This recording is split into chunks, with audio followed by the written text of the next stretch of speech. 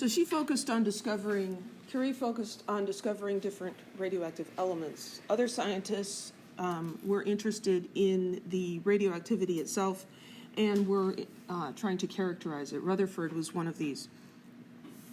So the nuclei of these radioactive elements are unstable. They spontaneously decompose. This is not in response to external stimulus or anything. They just do this on their own. They emit small pieces of themselves. And this happens in order for the atom to become more stable. There are 4 types of radiation, radioactive emissions: alpha rays, symbolized with the Greek letter alpha, beta rays, gamma rays, and positrons. So we discussed nuclear symbols in a much earlier chapter. We need to review that because we're going to use them here. So this is a nuclear symbol. Here the capital X is representing the element symbol, the one on the periodic table. The atomic number, symbolized by Z, is the whole number on the periodic table. The atomic number is the number of protons. So for silicon, it'd be 14. The mass number is the number of protons plus the number of neutrons in the nucleus. Since those are the particles that give most of the mass to the atom, the mass number is the total number of massive particles. If you want to find the neutrons from this symbol, how many neutrons, you take the mass number and subtract the atomic number. Most elements have several different isotopes. A particular isotope is referred to as a nuclide. So we can represent isotopes with nuclear symbols. We can also represent them using the element name or the element symbol followed by just the mass number. We don't really need to specify the atomic number because it's on the periodic table. We also have symbols for the main subatomic particles. A proton, the atomic number is the number of protons. A proton, being a proton, has 1 proton. The mass number is the number of protons plus neutrons, so that would be 1. And this is given a lowercase p for proton. We don't want to confuse it with potassium. A neutron has 0 protons, but the mass number is 1, and the symbol is N. An electron has a mass number of 0. The symbol is E, and we'll understand in a few minutes why it has a -1 atomic number. So the first type of radioactive emission is called alpha decay. In this situation, an unstable nucleus emits a particle, and the particle contains 2 protons and 2 neutrons. So that particle containing 2 protons and 2 neutrons is a helium nucleus. The helium atom has 2 protons, and there's only one isotope. It's got 2 neutrons, so the mass number is 4, and the symbol's He. So we symbolize it this way, although we recognize it's not a helium atom, it's just the nucleus. So the unstable nucleus spits out the equivalent of a helium nucleus. We can represent this using a nuclear equation. So again, we have reactants and products and an arrow in between, and the equation needs to be balanced. Here we have the reactant, uranium-238, and it is emitting an alpha particle, and this is the daughter nuclide. This is the parent, this is the daughter that comes from the parent. Here we've got more detail. We don't have state symbols, but we're specifying mass number and atomic number. So what happens here is we need to make sure that the mass numbers add up to the same number on each side, because you can't create or destroy, they need to add up. So here we have 238 on the left, 234 plus 4 is 238 on the right. In terms of the atomic number, those also have to be equal. 92 on this side, 90 plus 2 on that side.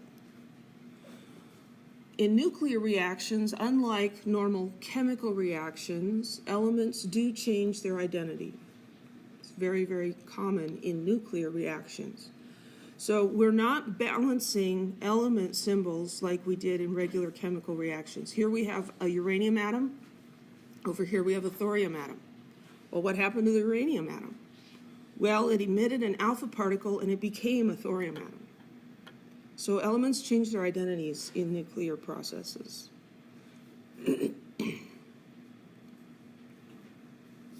So we can deduce the mass number and atomic number of the unknown daughter nuclide by balancing the equation, balancing the mass numbers and the atomic numbers. So if we had this isotope, thorium-232, undergoing alpha decay, then we know that it emits an alpha particle. We need to know the symbol for that, and so we can write that down. We can figure out what goes here using a little bit of simple math. So here we have 232 for the mass number. Over here, what's in the upper part, the mass number here, plus 4 has to equal 232. So just a little bit of simple math tells us that that must be 228.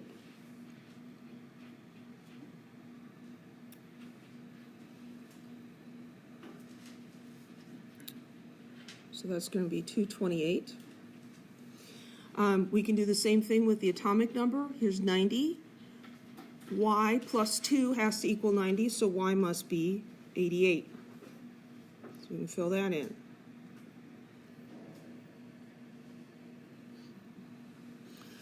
How do we find the symbol? What element is this?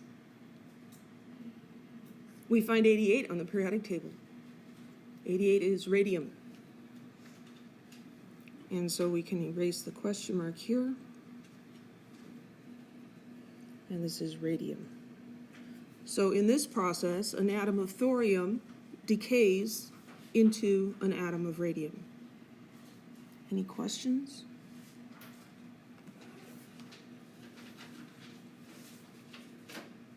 Let's practice. Let's write the nuclear equation for the alpha decay of polonium-216. Now, polonium's not one that I made you memorize the name for, but that's okay. We don't even need to know what its name is. So we've got PO216 and alpha decay. So writing the equation, we're going to start out with the reactant, the parent nuclide, that was kind of messy, is polonium-216. 216 is the mass number. That has to be given to us because we can't get it from the periodic table. We find the atomic number by finding PO on the periodic table. 84, thank you. So 84 goes down here. If we wanted to know the number of neutrons, we could just take 216 minus 84, that's the number of neutrons. But we don't really need to know that. So then we've got an arrow, and there's going to be something here, the daughter nuclide, plus alpha decay. So alpha decay means a helium nucleus. And that's one thing you need to remember. Alpha decay means that guy right there. So now we're looking for the mass number and the atomic number so that we can find the element symbol and identify what this daughter nuclide is.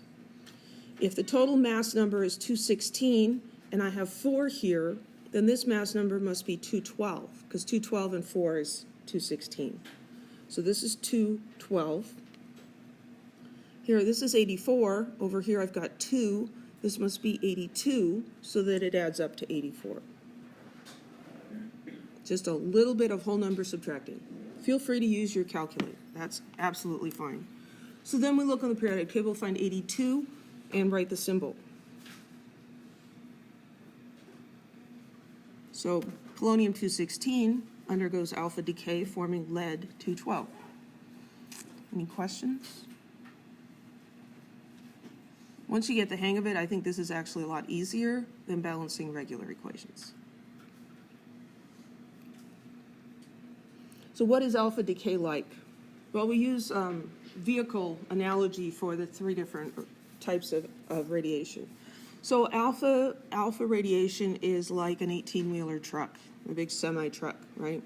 It's the most massive of the particles. So it has the highest ionizing power, the highest smashing power. Ionizing power is the ability of radiation to ionize other molecules or atoms. So this particle runs into another atom or molecule, and it has enough force that it can knock one or more electrons off. And so it can cause that molecule to become an ion. That's going to change the properties of that molecule, and this can cause a lot of problems in living organisms. So yes, radiation is dangerous to living organisms because it ionizes things. So this truck can smash into things, it ionizes things. Penetrating power is the ability of it to get through solid materials. And so this, in the vehicle analogy, is like a traffic jam. Think of gridlock traffic, and is a semi-truck going to be able to make much progress through that? No, the semi-truck is kind of stuck. He's not going to be able to change lanes. He's just got to stay where he is and inch forward. The alpha particle is very large. It ionizes things very well, but it does not penetrate very well. So penetrating power, ability to penetrate matter. In order for radiation to damage a cell, it has to get to the cell and get into the cell to damage the important molecules inside. So alpha radiation can be stopped by a sheet of paper, by a t-shirt, even by some air between you and the generating molecule. So alpha decay is relatively safe outside your body. It can't get through your skin, so it's not going to cause much damage.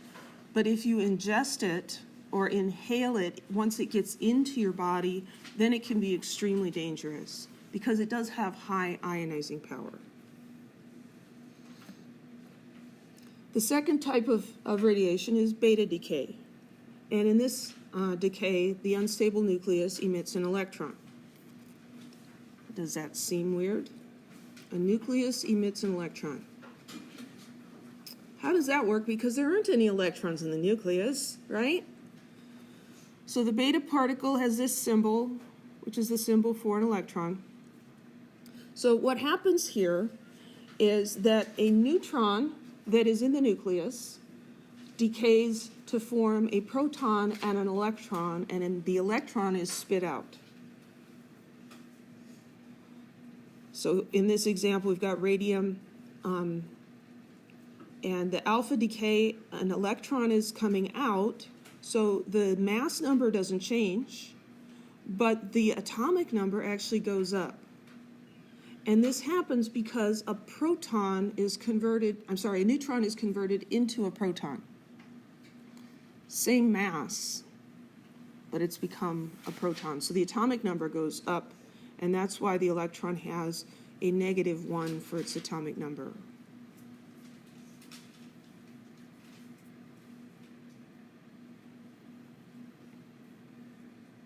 So let's write a nuclear equation for the beta decay of AC-228. Well, we start out by writing AC. The mass number is given to us, 228. We look up on the periodic table the atomic number. So AC is number 89, so we write 89 down here. And we've got an arrow. We're going to leave some space for the daughter, and then we write the symbol for the particle.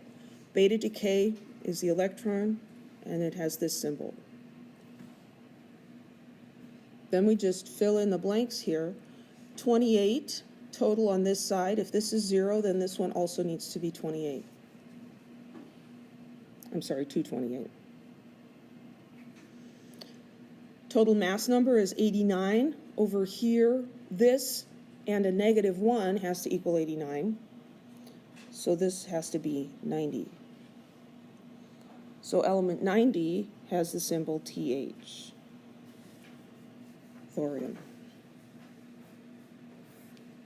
So again, we have one element turning into a different element.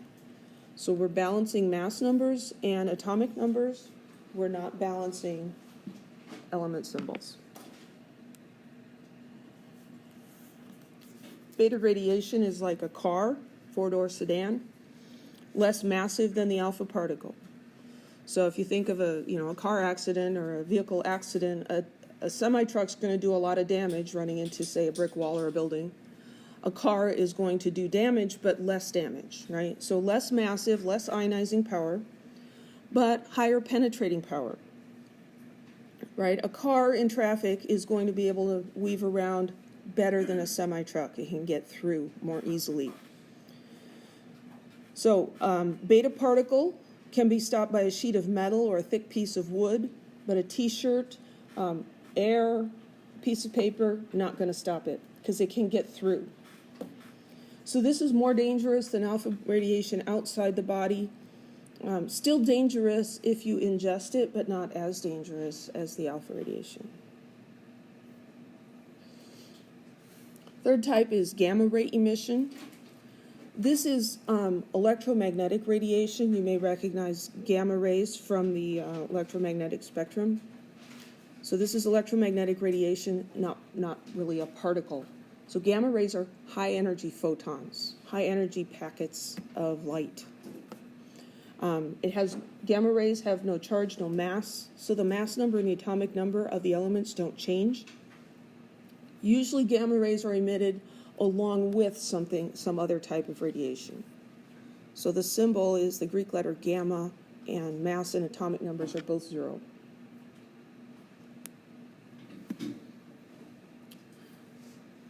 So when we're looking at nuclear equations, here there's the gamma ray. An alpha particle is also being emitted here. So unlike the previous two types where you can say, well, uranium-238, alpha radiation, go, write the equation. If I say uranium-238, gamma radiation, go, write the equation, you really can't because there's not enough information. So we want you to know about gamma rays, but it's not going to show up in the writing equations. Gamma rays are like motorcycles. So their penetrating power is very great. Now, one advantage of riding a motorcycle is that when the traffic is stopped, you can put your life at risk and weave in between and get through the traffic, right? Gamma rays get through lots of stuff, high penetrating power. But their smashing power is much less. Because, everything has trade-offs, right? So these have the lowest ionization power, but highest penetrating power. So they're only stopped by several inches of lead shielding or thick slabs of concrete. I mean, these things can go through all kinds of stuff. And the last one is called a positron emission. Positron is like an anti-electron. It's the anti-particle of the electron. So the symbol for the positron is like an electron, but instead of being negative, here, -1, it's +1, positron, like a positive electron. It's got the same mass, but the opposite charge. If a positron collides with an electron, matter and antimatter, they annihilate each other. Of course, the energy has to go somewhere. It goes into gamma rays. So what we see in positron emission is a proton is converted into a neutron and a positron then is emitted. So this kind of blows to heck all the stuff that we've learned about these subatomic particles being the smallest particles there are. Well, actually, they can come apart into other things. It can be a little disturbing. But a proton can break into a neutron and an emitted positron. So when we have positron emission, the atomic number decreases by 1. Beta emission, the atomic number increased by 1. Positrons, being just electrons with the opposite charge, are similar in ionizing and penetrating power. They're in the middle. They're this four-door sedan. So here's a summary table from your textbook showing the different types of radiation. There's symbols. how their particles are symbolized, ionizing power, penetrating power, and examples. Useful reference.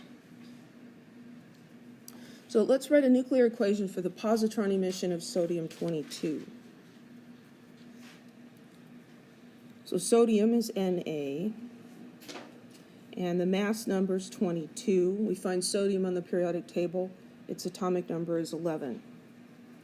Positron emission, okay, so we've got an arrow, and we're going to leave space for the daughter nuclide, and then we need the positron symbol. So this is an electron. There's an electron, but it's got a positive charge, so it's a +1. To make sure that we identify this as +1 versus -1, we do put the plus sign there. So then we do the same thing that we did before. We're looking for the mass number here, a total of 22. That one's 0, so this must also be 22. Adding up the atomic numbers, total of 11. So this side must be 10. Plus 1 is 11. So then we look for element number 10, that's neon. And so sodium turned into neon. Any questions?